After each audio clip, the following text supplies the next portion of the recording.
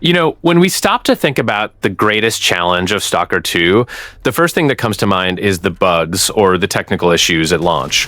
But the truth is that the hardest battle for this game began many years before it reached our PCs and consoles. The weight of a wait lasting over a decade is not just a detail in the development history, but a constant shadow that hovered over the entire project. We are talking about a hiatus so long that an entire generation of players grew up only hearing legends about the exclusion zone. Meanwhile, veteran players fueled an increasingly intense and dangerous nostalgia. And that is exactly where the problem with long waits lies.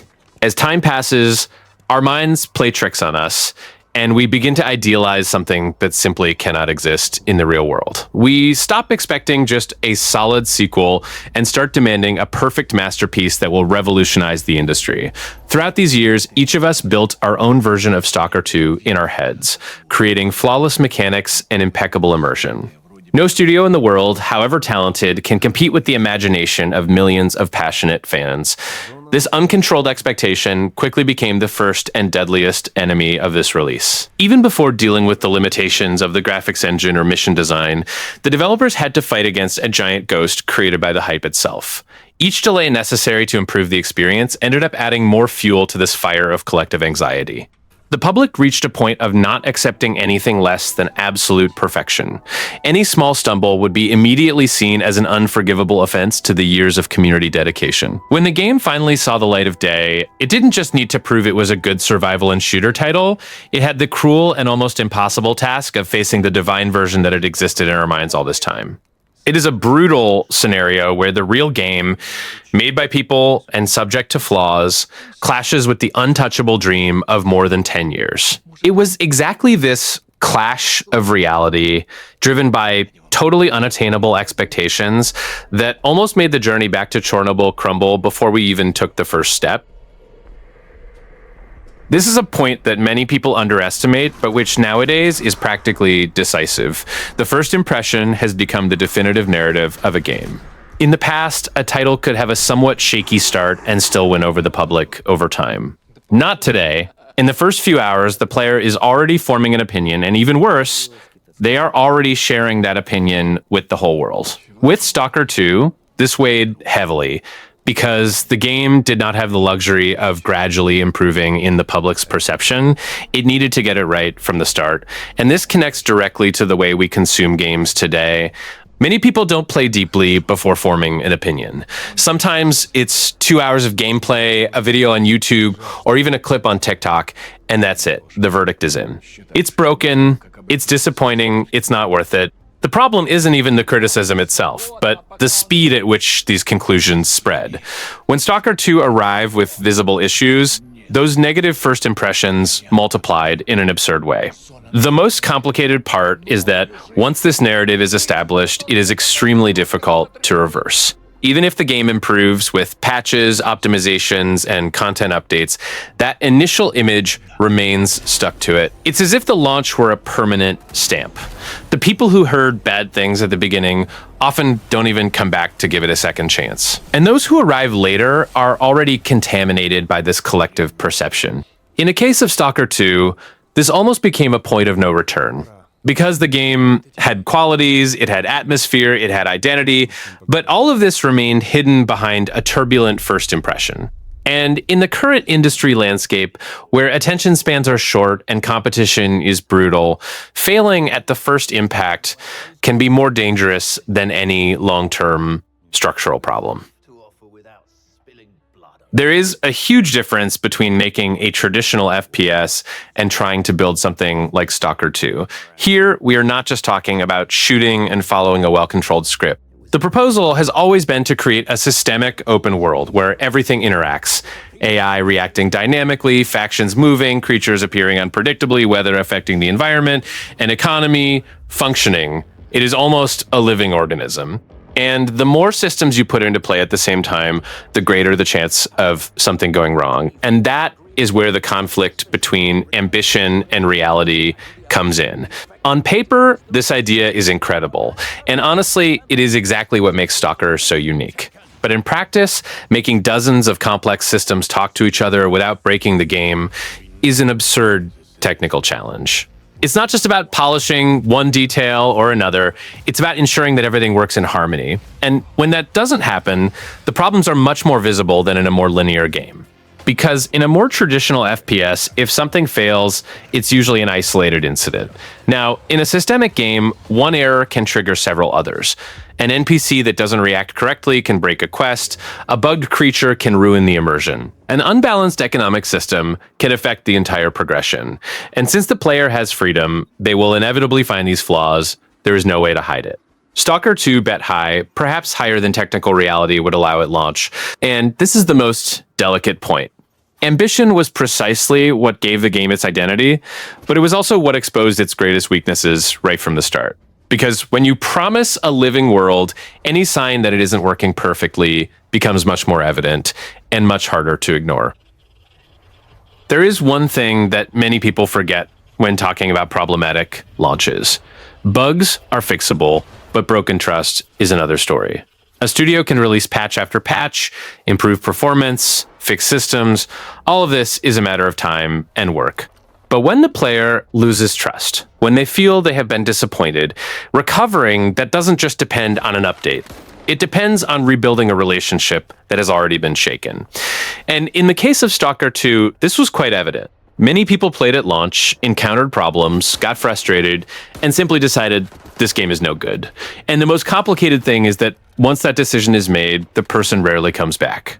Even if the game is much better months later, that first negative experience weighs more than any patch.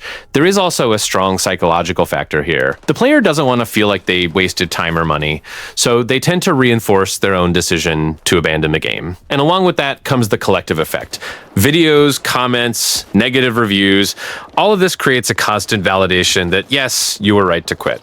Little by little, the narrative of failure solidifies, even if the reality begins to change. That is why regaining public trust is a much slower and more thankless process than fixing bugs. You aren't just improving a game, you're trying to convince people to give it a second chance, and that can take years, if it happens at all. S.T.A.L.K.E.R 2 didn't just need to fix itself technically, it needed to win back a public that in many cases had already left and closed the door. Nowadays, the internet doesn't just follow a launch, it decides its fate in real time. A game can explode with success in a matter of hours, but it can also sink at the same speed. And S.T.A.L.K.E.R 2 ended up falling exactly into that cruel side of this dynamic. Because the moment the first clip started circulating, it wasn't the moments of immersion or tension that were going viral, it was the bugs, the flaws, the broken situations. And here is an important detail. These videos almost never represent the full experience. They are snippets, specific moments, often even rare ones, but which, out of context, seem to define the entire game. A bugged NPC becomes the game's AI, a visual glitch becomes the general technical state, and since this content is more eye-catching and shareable, it ends up dominating the narrative. It is much easier for a problem to go viral than a solid, consistent experience. The effect of this is devastating because public perception begins to be built by those who haven't even played. A person sees 2-3 videos, some memes, reads negative comments, and that's it. They already have a formed opinion. S.T.A.L.K.E.R 2 became, for many people, that broken game, even if that didn't reflect 100% of reality. The internet took a part of the experience and transformed it into the whole. And the most complicated part is that once this image is established, it takes on a life of its own. Even if the game improves, the memes continue to circulate, old videos continue to be recommended, and the initial impression continues to be reinforced. The internet has this power to amplify everything, both success and failure, but when it decides to focus on the problems, it is very difficult for any game to escape that narrative. There is a point here that many ignore, but which is essential to understanding the entire reception of S.T.A.L.K.E.R 2. This was never a franchise made to please everyone. Since the first game, the goal has always been different. Slower pacing, tense exploration, unpredictable combat, little explanation, and a constant feeling of discomfort. It is not the type of FPS that holds your hand or rewards you every 5 minutes. It is a game that leaves you lost, vulnerable, and often frustrated. And this is intentional. The problem is that with the passing of years and all the hype surrounding Stalker 2, many people came in expecting something closer to a traditional modern FPS, something more polished, more direct, more fun in the immediate sense. But Stalker was never about that. It is more about atmosphere than constant action, more about tension than spectacle. And when these expectations are not met, the natural reaction of those who did not know the essence of the franchise is to think that the game is wrong. And then a dangerous confusion arises. Criticisms that sound technical, but are actually about misaligned expectations. People complaining about the pace, the difficulty, the lack of direction, when these elements are part of the series' DNA. Of course, there are real problems that need to be pointed out, but not everything that bothers is a design flaw. Sometimes it is just the game being faithful to its proposal, a proposal that not everyone will like. In the end, Stalker 2 ended up being judged by a much wider audience than the one for which it was intended. And this amplifies the criticism, because it mixes those who understand the proposal with those who expected something completely different. It is not that the game failed on all these points, it is that for many people it was never going to work from the beginning. And this weighs heavily when the conversation around the game starts to spiral out of control. In the midst of so much criticism, bugs, and discussions, there exists an uncomfortable possibility that few people like to face. What if the real problem was never the game itself? Stalker 2 arrived with flaws, yes, but a good part of the disappointment may have come from something much harder to measure: the distance between what was delivered and what each person imagined during all these years. Because it wasn't just a game that stayed in development for a long time, it was a game that lived in people's heads for more than a decade. And when something stays in the collective imagination for so long, it ceases to be a real product and becomes a perfect idea. Each player created their own version of Stalker 2. More immersive, more complex, more revolutionary, more polished, all at the same time. But these versions are not equal to each other, and worse, many of them are simply impossible to exist in practice. No studio could meet such different and high expectations at the same time. The shock comes exactly at this moment when the real game finally appears. It has limitations, design choices, technical problems. It is human. And then the inevitable confrontation happens. The Stalker 2 that exists against the Stalker 2 that each person idealized for years. And in this unfair comparison, the game always loses. No matter how good it is in many aspects, it will never be as perfect as the version that only existed in imagination. Therefore, perhaps part of the negative reception is not just about what the game did wrong, but about what it could never have been. Too much expectation not only increases the demand, it creates an unattainable standard. And when that standard breaks, the feeling is not just disappointment, it is almost betrayal. At the end of the day, Stalker 2 may have faced an enemy that no patch could correct. The perfect game that only existed in our heads. After the whole initial storm, an interesting question arises. Did Stalker 2 really change that much over time, or was it us who started to see the game differently? Of course, the patches played an important role, fixing bugs, improving performance, and adjusting systems. This is undeniable. But is that all that explains the change in general perception? Because there is a factor that many ignore: distance. When that initial noise dies down, fewer negative viral videos, fewer heated comments, less exaggerated comparison, the player can look at the game with more calm. Without the pressure of the hype, without the accumulated frustration of the launch, it is easier to perceive what Stalker 2 does well: the atmosphere, the tension, the unique identity that few games can replicate. Furthermore, there is the second chance effect. Many people who abandoned a game at the beginning returned months later, already with more adjusted expectations. And this shift in mentality makes all the difference. When you are no longer expecting a perfect masterpiece, but rather an interesting experience within the game's proposal, the reception changes completely. What once seemed unacceptable becomes understandable, or at least tolerable. So in the end, the recovery of Stalker 2 seems to be a mixture of both things. The game improved, no doubt, but the way people started consuming it also changed. And perhaps this says a lot about how we evaluate games today. It is not just about the technical state or the objective qualities, but about the moment, the context, and especially the expectations we place upon them. Nowadays, calling a game a failure has become almost an automatic reflex, but few people stop to think about what that really means. In the case of Stalker 2, for example, many people use this word in the heat of the launch, mainly because of the technical issues and the more turbulent initial reception.